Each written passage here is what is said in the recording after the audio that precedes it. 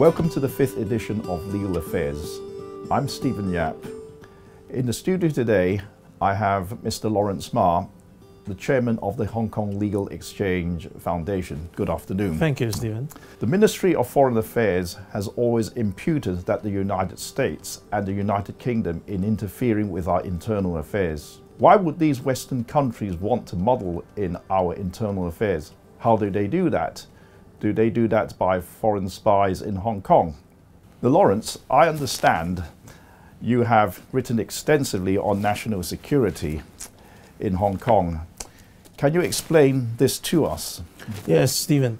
We have to come from a historical perspective that after the Cold War, there has been a fight between two fractions. One is the capitalist faction led by the United States, and the communist faction led by the former Russia. Iron Curtain, as we call it, the Iron Curtain.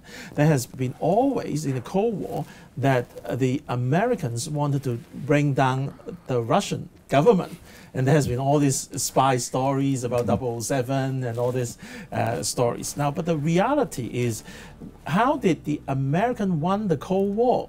America was actually in those days, it was President Ronald Reagan. In United Kingdom, that would be Margaret Thatcher. And in those days, it was Mikhail Gorbachev who was leading Russia. And what they did was Margaret Thatcher and Ronald Reagan befriended with Mikhail Gorbachev, convinced Mikhail Gorbachev that the Western countries were his friends. And Mikhail Gorbachev in those days, the communist countries, including China was very poor in those days, but Russia was also poor. What they really wanted is to get rich. They wanted to look at the Western countries and see how they develop. And Reagan and Margaret Thatcher was able to convince Mikhail Gorbachev that, yes, look at us. We are a capitalist country. We are so rich. If you want to be us, you have to do a political reform first before your economic reform. Don't think about economy first. You have to do up your political system. Do a reform first. And why Mikhail Gorbachev was asking why we have to do political reform first. Oh, the reason is simple: to liberate individuals so as to invigorate private economy. That was the reason. There was a beautiful reason given by Reagan and Thatcher to Gorbachev.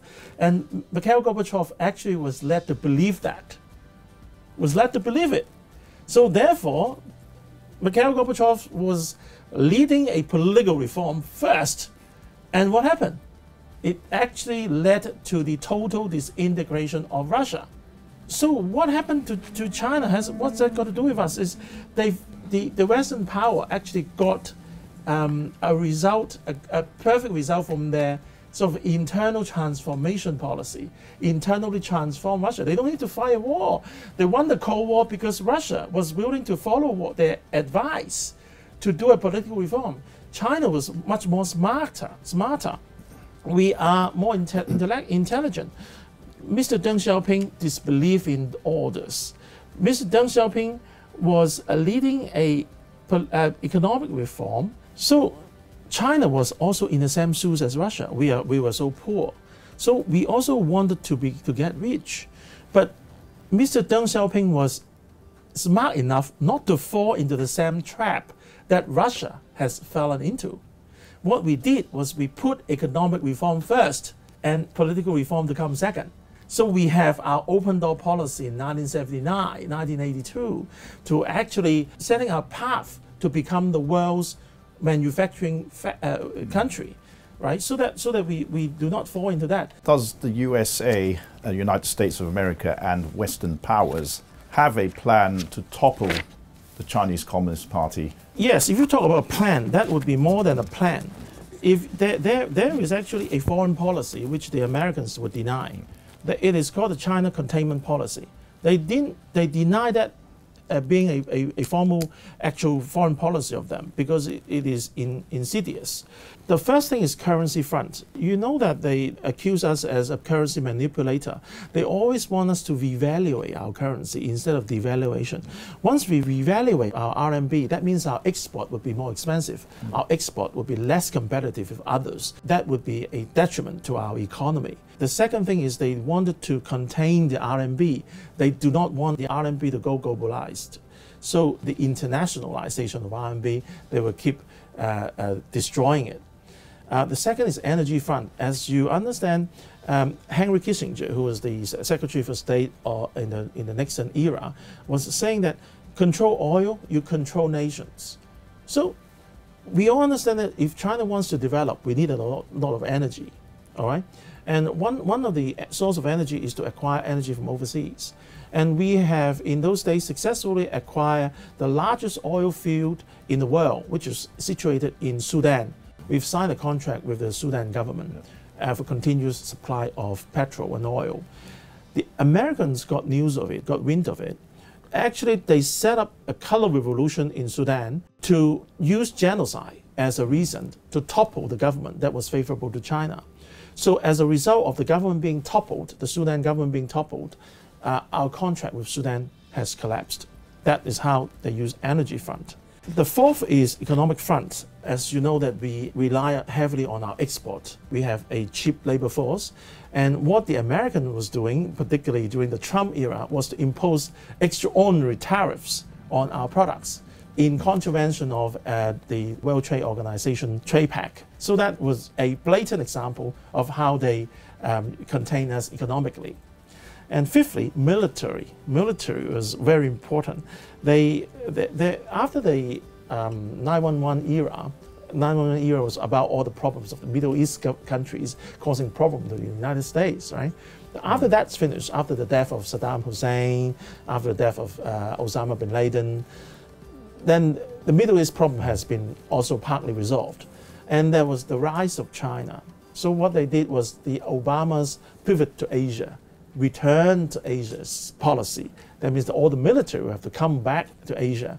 And we have the US-backed Philippine South China Sea arbitration, which resulted in an unfair decision of the arbitration court, which held that we have contravened or we have infringed the Philippines' right to passage in the South China Sea. Remember that the arms sale to Taiwan, the defense pact with Taiwan, they train soldiers in Taiwan to sort of defend Taiwan against any invasion of China, which is obviously our internal country's internal problem. And proxy war, we will cover proxy war later, but that means it would be very expensive to send troops and soldiers and weaponry to another country to fight a war, to topple their regime in order to set up a regime that is complacent to the American interests. What they did is they used the local proxies locally to make them a weapon, to equip them, to fund them, to train them, so that they would become a soldier in their own right to topple their own government for the sake of the Americans. So that would be a proxy war, and Hong Kong was actually in 2019 got into that problem. And the sixth front was the diplomatic front, so that the string of pearl, that means the Americans would strengthen ties with our adjacent neighbors. They would allow, for example, India, Vietnam, and the Philippines to have nuclear weapons. They would allow South Korea to build mid-range missiles in the name of defense. But these sort of defense missiles would be able to shoot long enough to cover the vast part of China. So that is one of that. And if they set up diplomatic connections with all these adjacent countries, that would block our way to get oil and raw material supply from, for example, Africa and the Persian Gulf. And then they set up the Five Die Alliance with Australia, United Kingdoms, New Zealand, and all this, so that they would be able to interchange information and intelligence to contain China. And the seventh is a media front. Media front is old-fashioned propaganda to use news agencies in a particular country for them to spread news about the negative side of the government. And obviously, we all in Hong Kong know about the Apple Daily. Apple Daily has been so instrumental, particularly its boss, Mr. Jimmy Lai. who was so instrumental in toppling the Communist Party regime, and they actually spread a lot of anti-government messages during the 2017 occupying Central and 2019 the anti-extradition bill riots. So that's all the front they used in China containment policy to topple our regime. Lawrence, has Hong Kong been used by these foreign spies to topple the Chinese Communist Party? Yes, as I said before, they would have sent in their people from overseas. They would send in CIA agents.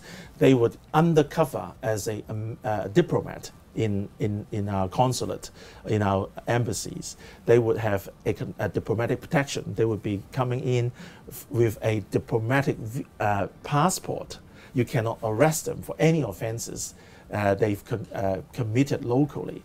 So with that protection and cover, they would be able to train local proxies to fight the proxy war, as I said before, just before, the military front proxy war. So instead of sending troops to topple governments, they would use proxies locally, like some of our student members who were like Joshua Wong and others. They would use proxies, train them, fund them, equip them, and so that they would be able to play the role as a soldier in Hong Kong, and then to gather up public support, and then they would be able to launch a war against the government. That's how foreign spies operates in Hong Kong. Thank you, Lawrence.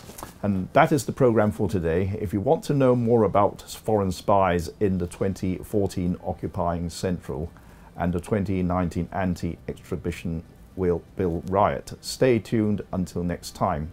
Thank you for watching Legal Affairs.